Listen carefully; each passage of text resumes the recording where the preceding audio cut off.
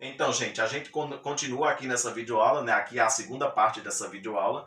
Devido a gente estar em uma nova dinâmica, a gente precisa dividir ela em duas partes, beleza? Então a gente vai falar sobre a hidrografia da região norte, né? Então a gente sabe, né? O professor colocou aqui muito bem que a região apresenta rios bastante caudalosos, né? Quando a gente fala em caudalosos é porque eles têm o quê? Eles têm um grande volume de águas, beleza, gente? E perenes, né? Quem lembra aí praticamente o que significa rios perenes, beleza? São rios, galera, que tem vazão, né, e volume de água o ano inteiro, né? Não é, por exemplo, um rio como a gente chama de rios temporários, né, que estão ali, né, por exemplo, apenas em períodos de cheia, ok? Rios perenes são rios que praticamente não secam, ok? Assim como o Rio São Francisco e tudo mais, ok?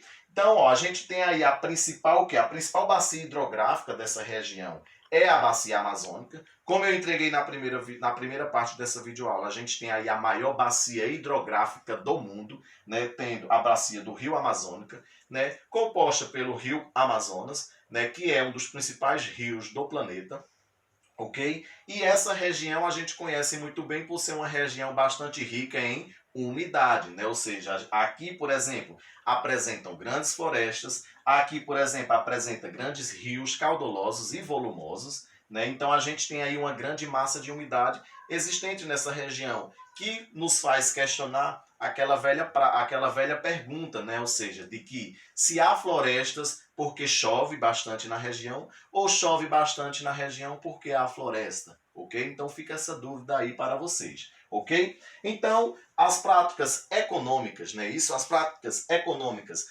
acabam enxergando nessa região, né, que apresenta rios caudalosos e rios perenes, rios com grandes potenciais para o quê? Para movimentar a economia, produzir eletricidade. Então, por exemplo, a economia acaba enxergando isso e vê nessa região um grande potencial hidroelétrico, beleza? É por isso que nessas regiões, como por exemplo na região norte, a gente encontra muito, por exemplo, a construção de barragens, ok? Por quê? Porque apresenta volumosos rios, apresenta grandes rios caudalosos e a gente vai ter aí a construção de barragens para gerar hidroeletricidade, né, para gerar energia para toda a população. E apresenta, né, por cima de tudo, apresenta ainda o quê? Uma densidade demográfica baixa.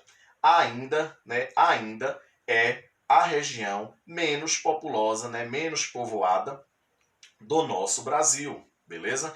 Por quê? Por conta da existência de grandes barragens, ou seja, praticamente ninguém quer morar próximo a regiões de grandes barragens, enfim, devido a grandes problemas de destruição de barragem explodir e tudo mais, e pelo fato histórico mesmo, né? A região norte ela ainda carrega um fardo histórico dela ser menos habitada mesmo. Por quê?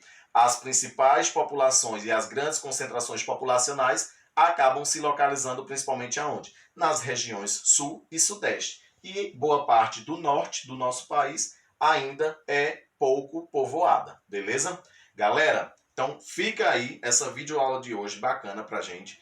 Né? A gente continua no nosso próximo encontro, né? Falando um pouco sobre a região amazônica, né? Sobre a região norte. Vamos falar um pouco ainda sobre a hidrografia, a gente ainda vai discutir um pouco isso aí, mas no nosso próximo encontro, beleza? Lembrando que o exercício dessa videoaula o professor vai colocar aqui embaixo, né? Logo depois do vídeo. Galera, valeu, essa foi a nossa videoaula de hoje, eu espero que vocês tenham gostado. Tchau, gente!